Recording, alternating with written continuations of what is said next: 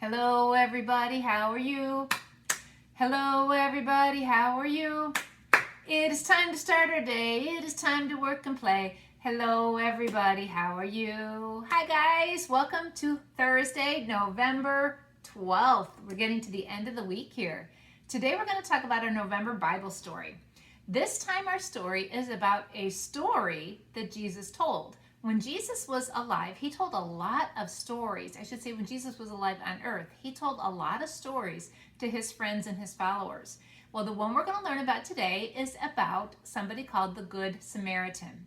That's a phrase that you will hear a lot throughout your life. People will talk about being a good Samaritan. And we're going to learn today what that means. Well, let's start with, what is a Samaritan? A Samaritan is a person from a certain place called Samaria. That's where they were from. And today's story, our friend from Samaria, well, he might be a helper to somebody that he is not supposed to be friends with. There were some enemies back when this story was told, towns of people that did not get along at all. And he was from one of them, and he comes across somebody that he is supposed to be enemies with, and let's see what happens. Let's read the story to find out. You ready? The book is called The Good Samaritan. This man sitting here, this is Jesus. A man said to him, God says we must be kind to people, but which people? So Jesus told him this story. There was a man who was a Jew. He lived in Jerusalem. One day he started on a long journey to Jericho.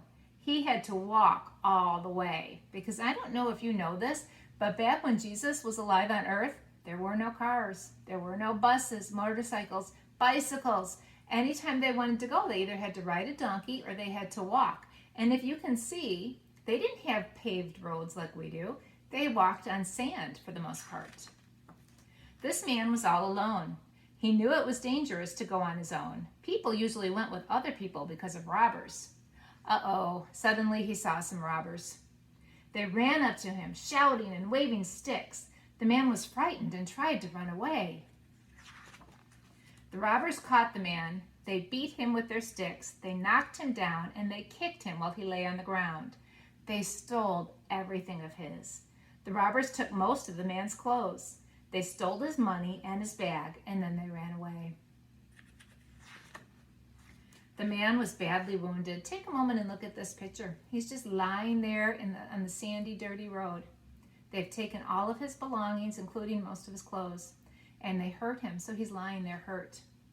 He lay bleeding on the dusty ground. He was so badly hurt that he could not even get up and call for help.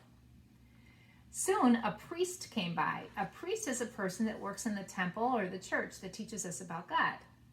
He looked at the wounded man, but he didn't stop. He made his donkey hurry down the road.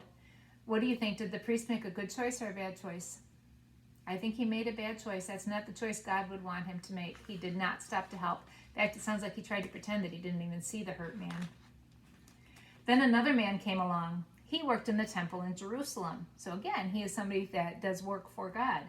He saw the man, but he didn't stop either. He hurried down the road. Another bad choice, huh? Then a third man came along. He was a Samaritan. Although the Samaritans and the Jews did not like each other, this man stopped. Interesting. The Samaritan got off his donkey. He poured oil on the man's wounds to soothe them and wine to heal them. Then he bandaged them. He helped the man to stand up. The Samaritan lifted the man onto his donkey. Then he led the donkey down the road to the city of Jericho. So the one person that finally stopped was somebody that was his enemy, just because of where they lived. That's the only reason they were enemies. They stopped at an inn. An inn is like a hotel. The Samaritan put the man to bed for the night and made him comfortable. He bought him supper. The Samaritan left the next morning, but he paid the innkeeper. He said, "Look after this man. I'll pay any extra bills when I come this way again." "Which man was kind?" asked Jesus. "The Samaritan was," said the man. "Yes," said Jesus. "We should be kind to anyone who needs our help." That's very interesting, isn't it? We should be kind to anyone that needs our help, Jesus said. Not just those people that we like or that we're friends with, but anyone that needs our help. So, let me ask you a question. Who is your neighbor? Do you have neighbors that live next door to you or live across the street from you or on your street even? I have neighbors like that. Those are my neighbors. Do you have neighbors that maybe don't live on your street but live around the corner? Maybe they live behind your house. I have neighbors like that too. But you know what God tells us? God tells us that we're kind of all neighbors. God says to help anyone in need. Help your neighbor. In fact, my shirt today says, love thy neighbor. God wants us to be helpers and to help other people, not just those that we're friends with, but anyone who needs help. So how can we do that? How can we be a helper? How can we show help? I have a book here that has a few ideas for us. It's called Helpful Habits. Now let's see what some of the ideas are in this one. Oh, simply by being kind. That's being helpful. Sharing a smile with somebody. That's being helpful, isn't it? Making them feel happy.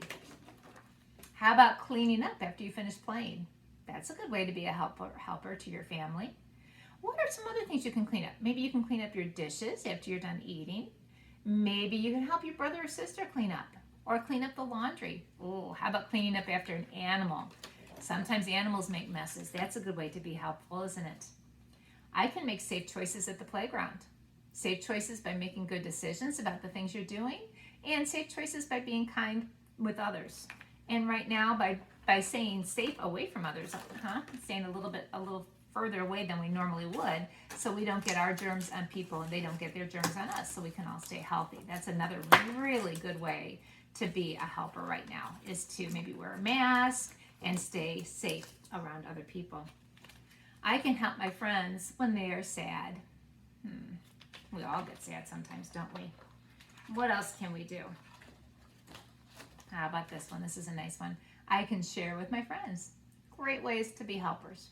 So those are just some of the ways to be helpers. I'll bet you guys can think of a whole bunch more. What other ideas do you have? How can you be a helper to your family? How can you be a helper inside your house? And how can you be a helper outside your house? Those are some things for you to think about today. And then as you're going through your day, try to be a helper. See if you can be a helper 5 times today. Can you fill up a whole hand with helpfulness? Try being a whole hand helper today and see if you can come up with 5 things that help somebody. I'll bet you can. I'll bet you'll have it done in the next 15 minutes. You guys are so awesome. Okay, one other thing you guys can do with the story is you can retell it. You can act it out if you want to. So let's take a quick peek at who was in our story. This word on here says characters. The characters of a story are who was in the story. Whether it was animals or people, it's the who that was in the story. Another part of a story is the setting of the story. That tells you where the story took place. So if you remember, our story took place, well, first of all, a long time ago. And when it took place, there were no cars, there were no bicycles, things like that. There was dusty, sandy roads. That's part of the setting. And old villages would be another part. But let's stick with characters for a minute. Who was in our story? Who do you remember being the characters? The first character that we met was the Jewish man who was walking along. Even though he knew it wasn't going to be safe, he still had to get to where he was going. So he was walking along. And what happened to him? The robbers came. Now, I don't have a picture of the robbers, but here's the Jewish man. He got hurt by the robbers and he was left. So that's one of our characters, the Jewish man. Okay, the second character that we had. Do you guys remember what happened next? The priest came along. He was our next character. He came walking along. Did he stop to help? Nope, he kept on going. So then what happened? Our next character came in, and that was the temple worker. He came in. Was he a helper? Nope. He walked right on by too, didn't he? He did not stop to help. But then the third man came along. Do you remember what he was called? He was called a Samaritan because of where he was from. And he had a donkey with him. So our characters so far are the Jewish man, the priest, the temple worker, and the Good Samaritan with his donkey. And the Good Samaritan was the one that came and he finally picked up the hurt man. He put them on the donkey and he took them to a place called an inn. And that's where he stayed. And the innkeeper helped him, and the Good Samaritan paid for all of the food and the care that the hurt man needed. So you can have maybe a brother or a sister be one of the characters. Maybe you can act this out with some of your toys. You can act out the story today and retell it to your family and teach them about being a good neighbor.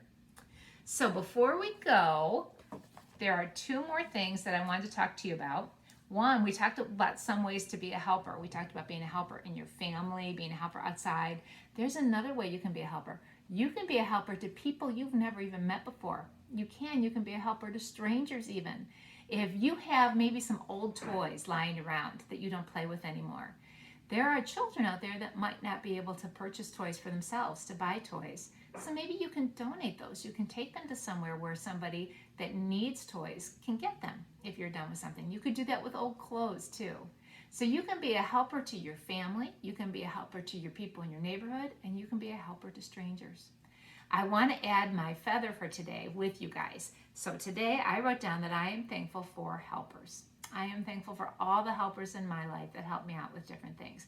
And I'm going to add this feather right over here along the side. He's getting pretty full. I think my next feather I might have to start adding in between other feathers, huh? Okay, guys, thanks for learning about the Good Samaritan with me today. Go out there. Remember, you're going to try to do 5 helpful things. You're going to be a whole hand of helpfulness today. Let me know on Facebook what you did to be a helper. And I will see you guys next time. Bye, everybody.